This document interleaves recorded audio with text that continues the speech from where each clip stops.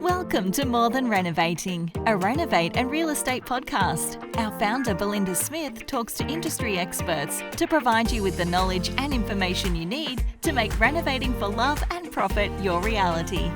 Belinda will also chat to some of her Renovation Mastery members who are just everyday people doing extraordinary things, following their passions in the renovation and property space. So, let's jump straight into the episode. Enjoy. Hi everyone, I'm Belinda Smith from Renovate and Real Estate, and today my special guest on this podcast is Sharon Brighurst. Sharon is a student of mine, but she's also an amazing lady when it comes to putting curtains and blinds together. She's got a history in interior design and she's from Defined Interiors. Welcome, Sharon. Thank you. Hello, how are you? I'm good. So I know lots about you, but people listening in don't know about you. So we'll start from the beginning. Mm-hmm.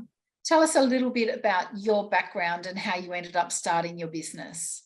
I've always had an interest in homes and decorating and things as a child, I guess. So I've always had that interest. Subcontracted my own house, I sort of have an interest in that. When the kids were little, I decided to do a couple of little weekend courses, interior decorating sort of courses, which got me more interested, and we subcontracted our own house. So I sort of did a lot of research and a lot of the work ourselves back a long time ago. So then I decided to go and study interior design. So I did it. I started with a online sort of a thing back then, and then when I went to finish it, when my children were a bit older, I had to start again. So I basically went to TAFE and did interior decorating design certificate back in 99. Yes. Long time ago. Yep, that got me interested in it. After that, I did a few little bits of jobs of new homes consultant, worked for a local wardrobe company, and then I managed to get a job with the local curtain shop, which was, really good. And I sort of had an interest in that. I remember when we went for the interview, I actually had laryngitis and I couldn't speak. And so I actually went to an interview and couldn't speak, which probably got me the job, which is a bit funny. But yeah, no, they were good. They were like my mentors. I was worked for them for 7 years, like family, little small family business, and they taught me a lot. Self-taught myself. So I sort of ended up getting in the industry and probably not leaving, I guess. Yes. Yeah. So did you start up on your own, or did you take over their business, or what followed from that? So I worked for them for 7 years. Yeah. And then I moved up to Queensland for a few years and I worked in curtains and blinds up there. But at that stage, I was sort of getting to the stage where I'm thinking I sort of know this industry better than the bosses and people that worked in the area. Get to the stage where I sort of got itchy feet, one of my own business, I guess.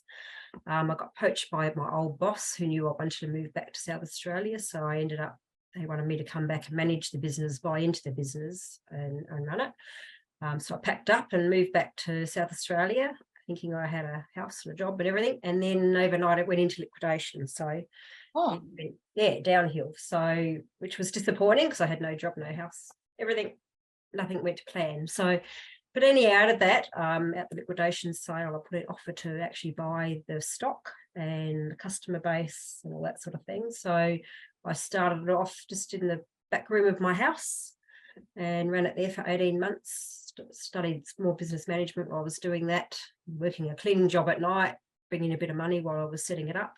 Yes. And then I moved into a showroom in Newry, which is our local bigger town.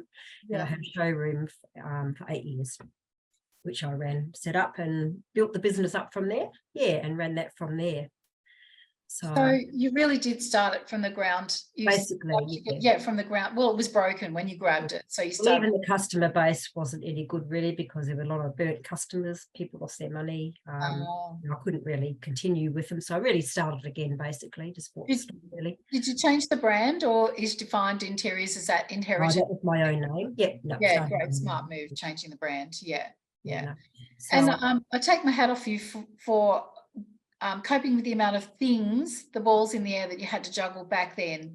Kids, people say that they're busy, you can always fit something in. So just learning about running a small business and doing the course in that, so you could really get great at running a business at the same time, already learning and continuing to learn and having to do all the ordering and handle stock and all that kind of stuff that your own business required, plus doing an extra job too. So that I was a single mum, been a single mum for a long time. So well, had teenage kids at that stage. So yeah, but yeah, out of it worked out. It was hard work building the business up, I guess, and getting it established. But yeah, that worked quite well. So they did that for 8 years. And then the rent doubled. I was living at the back of the shop. I really wanted to get into real estate and get into my own home again because I was renting for 10 years. So I thought, I need to close this shop. So my staff, she was having another baby, and then COVID hit, and then the business premises were sold. And lots of reasons, I thought this is my exit out. So 18 months ago, I ended up packing up the shop. And I was staging houses as well. So I was staging houses. I had a big container, 40-foot container full of furniture and accessories.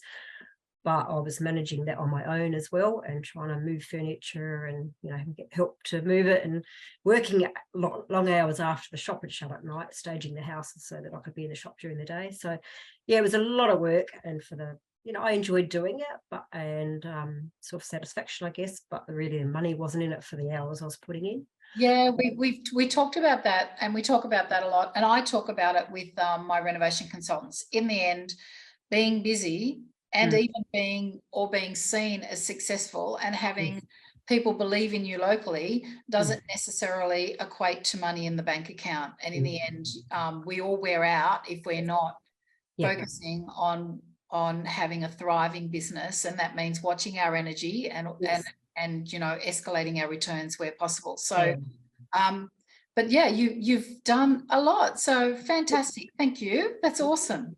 Yeah, thank you.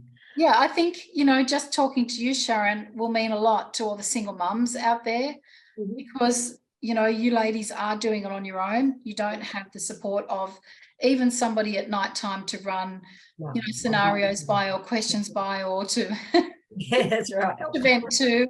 You're all on your own. So I take my hat off you. So it's for you. It's fantastic. So out of it, what's your passion? Is it styling homes, or is it doing the curtains and blinds? What do you like? I think I'm still doing the curtains and blinds. That's still my bread and butter, and I'm still building that business and keeping that going. But I really wanted to get into renovating and flipping. Yeah. So I've just purchased my own home a year ago, and I'm renovating that at the moment, which I enjoy. Yes. A bit hands. Actually, bench tops are going in on Tuesday, so I'm going to start taking off tiles this weekend and get that prepared for that. So I'm excited about that. Done a fair bit of it myself. So yeah, I really more passionate about flipping houses and getting in. That's why I sort of joined your group now. I'm ready for that, to commit to that, and move forward with that. We're ready to see you roll along. We're ready to see you fly, Sharon. Okay, so you bring a lot of natural talents to the table. You have interior design background. You have styled homes. So really what you've done actually is collect all of your expertise, and it's all coming around in a full circle now, and you're using it in the renovation space. So first your own home, and then flipping properties. Perhaps I know you've got a joint venture deal under your belt, so there's a lot of stuff happening in the pipeline for you. In the end, I'll say it out loud: if you want something, you'll just make it happen, and if you're a can-do woman like you are, Sharon, you'll just get it rolling. Yeah.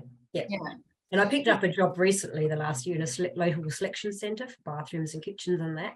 And that was to get I got some discount off my own stuff. But also my head around, because I haven't renovated for a long time. So I get my head around the steps involved and what's available. So that was handy. I pulled out of that now a few months ago, but that was a learning sort of curve to learn what's available, what's in vogue at the moment.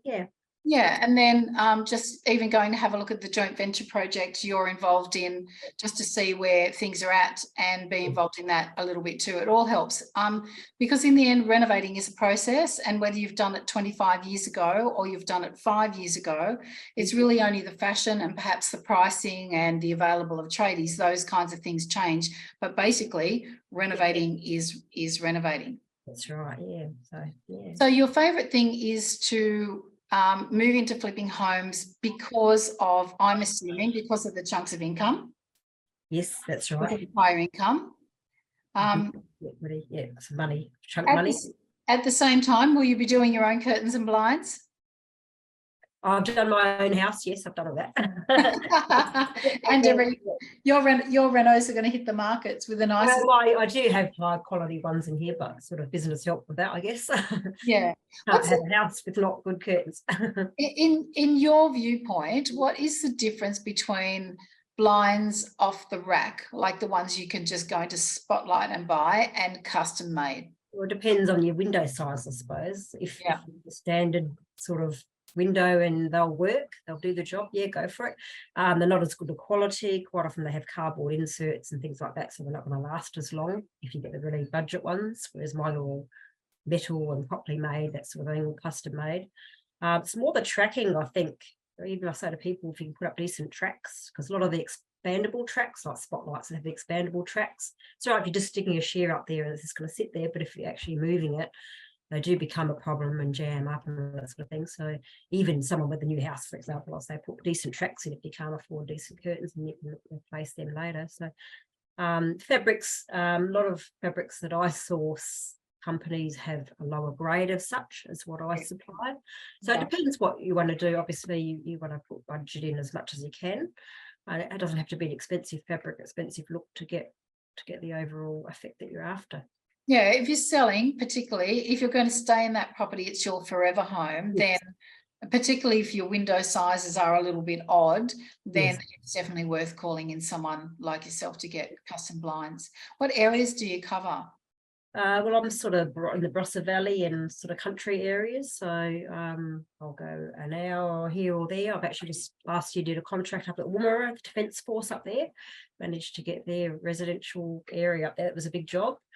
And so I do a bit of commercial, and even the local Barossa Village, which is the retirement village, they did a 21-room extension last year, so I managed to get that job and continue to do work for them. So if I get more of those sort of big jobs, I'll be happy that get a couple of them a year and not have so much smaller residential probably work. But I'll take whatever comes along. But yeah, that's sort of what I spend my time with in the renovating field more so than the curtains. What is selling? S-fold shears, rollers, plantation shutters. Yep, you said it all. Yeah, the shears are very popular with either a blind behind or a lining behind on doors and things like that. So we can mix and match different rooms to suit what the purpose you need. So yeah, I mean, heavy curtains. I mean, in the Barossa, we still got cold, it's cold areas, so different climates too. So whereas Queensland's probably more easy maintenance, blinds and things like that up in Queensland because of the humidity. Yes. Whereas South Australia is still cold and people want comfort and warmth in their homes. They still go for heavy curtains a fair bit. Yep, for sure. In your business, and I guess in your life so far, what's a really important lesson that you've learned?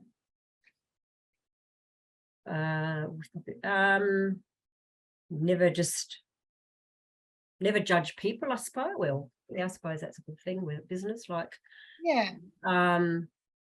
not that you do on purpose, but yeah, you just don't know what people are going to bring you. Like little jobs, sometimes you think, oh, it's only a little job, I'm not going to make any money on it. But they might have a relative that's building a house or a friend that's doing that. So I treat everybody the same, and I try and give them the same sort of time when it comes to my business. And I think that's why I'm still in business, because local area, country, towns, people talk. So everybody. So reputation is really important. Reputation. So I think I've built a good reputation, which has seen me do well. I even think it's the same when you're flipping homes. And you get a reputation in an area, and that your properties should be as good as you can get them, but being reasonable about the process. So we don't aim for perfection. Perfection takes too long, it's too expensive, and it's too fiddly, but definitely at a decent standard so that you make people happy when they move into the home, and then they let everybody else know and the real estate agents know, and it really does help. So I think, reputation is everything. What I know you pretty well. I can answer this one, but I'll let you answer. Do you think you have a particular personality trait that's contributed to making you good at what you do? Well, I'm a Virgo, if that says anything. So you're a Virgo. Yeah. So I'm not a perfectionist, but I like things neat and tidy and do things right. I like to have a bit of structure and idea. But at the same flip side, and I love colour. So, you know, colourful myself and always dress colourful. So I think because I like colour and I like decorating, just I have a passion for that sort of thing. So I think that shows through in my personality and my work. Yep. Yeah. Has there been anyone that you've followed, like a particular interior designer that you really love, or someone in business? Who's really inspired you? I watch a bit of the blocks and those sort of things, but I don't like all the drama that goes with them. Yeah. A lot of flip shows, American flip shows. I like quite watching those, and there's a few couples on there that stand out and they do really good jobs.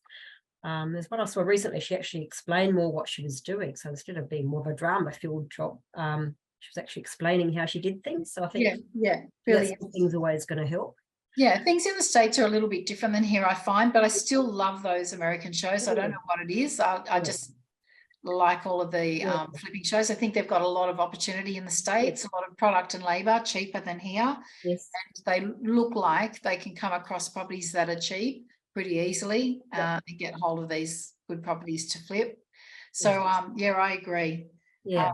What are your plans for this year and beyond? My house renovation, so that's the process at the moment. So I'm giving myself 2 years. So I've been here nearly a year. So I've repainted curtains, doing the gardens, kitchen's on its way. Then it'll be the bathroom next. So within 2 years, I want to actually have the house pretty much renovated. So I've got options up my sleeve and increase the value, of course, get it revalued, and possibly, depending on the price and my money situation, then maybe, sell it because it's my PPR, so sell it and upgrade to a bit bigger house and start again, possibly. So that's sort of part of my financial plan. Build the business back up again because I've moved now, location, mobile service. So sort of build that up, and then hopefully do some more renos. So I think my plan is to pay back my fee for your mentoring in the next week. Get my money back from the mentoring during joint ventures. I think that's probably. Yeah, I think joint ventures are where it's at. And I think, doing something like my program will escalate your progress and you'll be well and truly on your way in a short amount of time. And the reason I say that is that I remember one day, it was actually our first meetup, and I said, Sharon, between this week and next week, I want you to have done and I gave you a great big list. And then we met up the week after, and you just went, I've done that one, that, just everything done. You just took me off that list one by one. I was so impressed. And then I thought, okay, here we go. Working with Sharon's going to be pretty special. So in the end, success comes to those who actually just do the work. And there will be people listening to this who'll think, she can cover a lot. But how do you cover so many things when you've got so many things to do, so many little fingers in pies? And how do you get through it all? Stay focused. So, I mean, I live on my own, so I don't have to worry about anyone else, basically, just run my own house, which is lovely. When you've had your own business, you have to be self-disciplined. I think I've had to teach myself that. I'd rather be out in the garden or having fun too, but you've got to be disciplined, be in the office, get your work done. So I do lists. I'm getting good at doing lists and ticking boxes, and actually makes me feel like I've actually achieved something. Sometimes I can't do as much as I used to do. Like I used to run around like a mad chook all the time, but things are slowed down, my body is slowed down, all that sort of thing. So I have to listen to that. I just try and do what I can do and prioritize what I need to do, I guess, and try. So the aim is, we've got quite a few years, you and I, between now and retirement. Shall we choose to be active during those years? Yes. So what does retirement look like for you? How far away? Explain to us what kind of lifestyle you'd like. Probably 10 years before I can even consider it, but then I'll probably never retire. I'll probably never stop. I know. I'll be doing more the renovating in that. So now I'll keep the business going until I know I guess pension age, possibly. Not that I want to rely on that. Have that as a backup, but if I can build up my funds, be flipping houses and have my own property and have, that's probably got another 10 years after that. So I'd say at least another 20 years possibly, if I'm able to still keep going and maybe never stop doing it, and just keep having something, in the You know, background going on. Brett and I said that. We actually said we don't have to stop.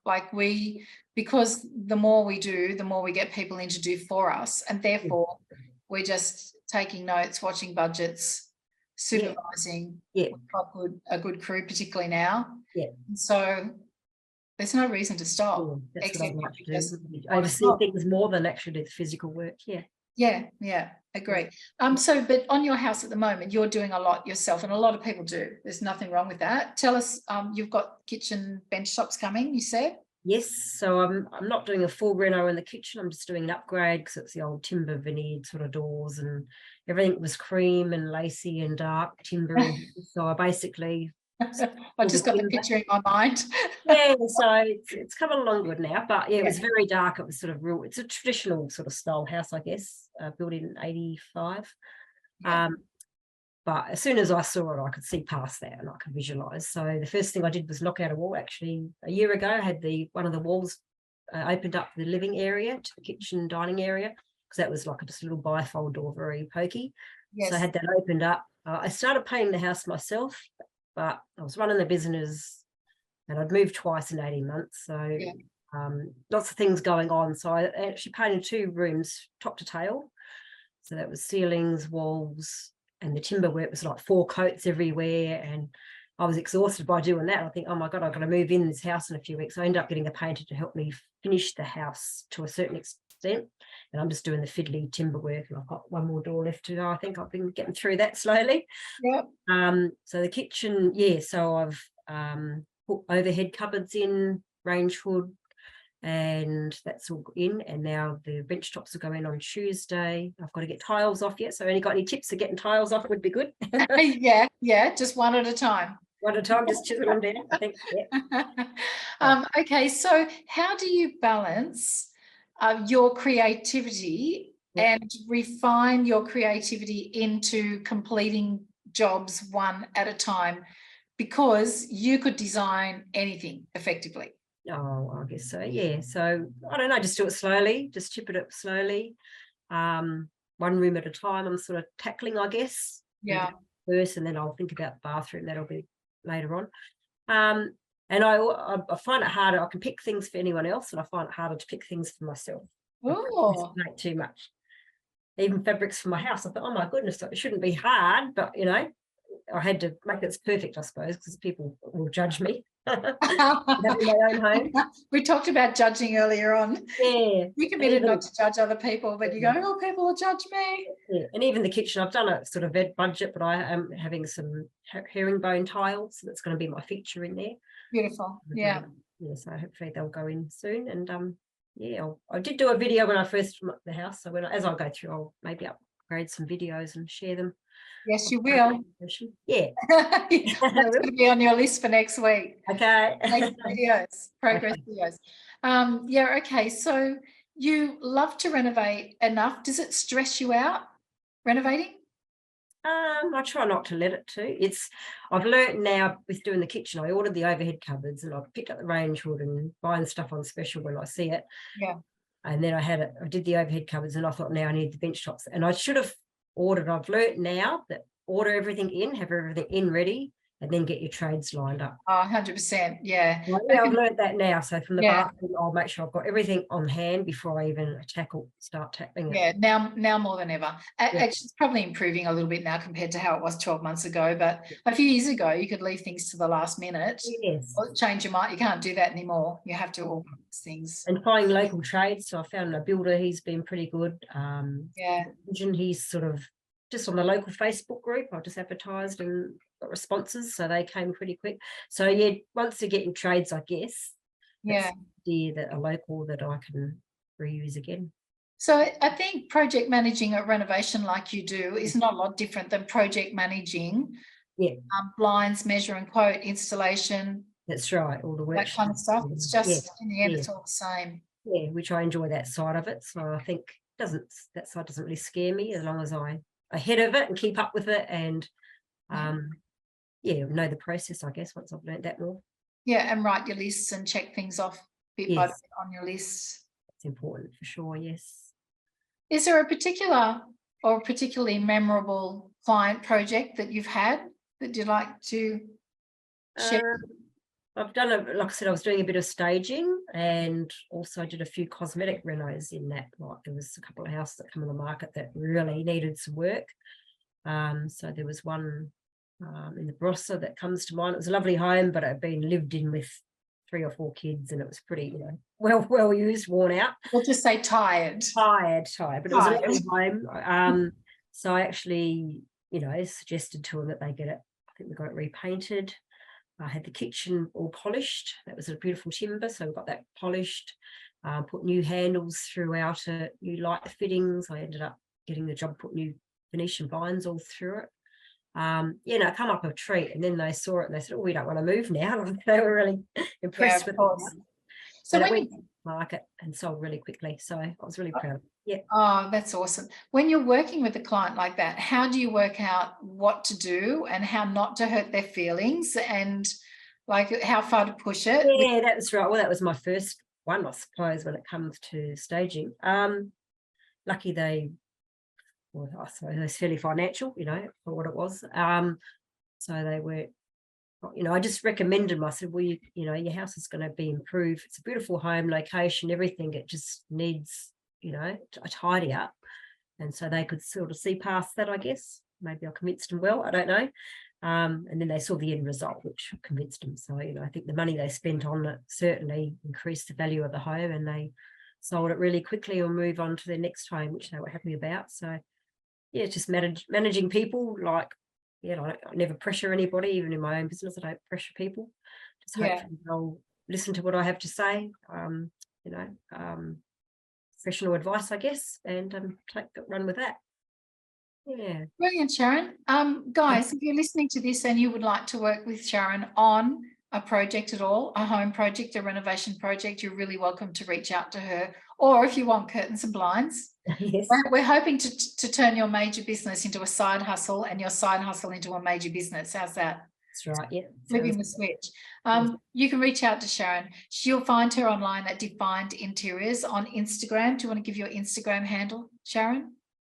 Defined Interiors with 2 S's, I think, on the end. Yes, because the other one was taken. There's an American one, I think. So yeah, Defined Interiors with a little extra S on the end. And website. Yep, www.sharon@definedinteriors.com.au. Yeah, email.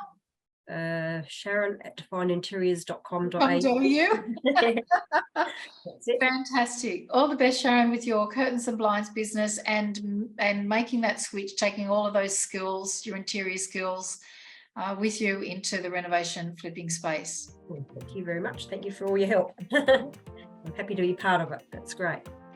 Excited.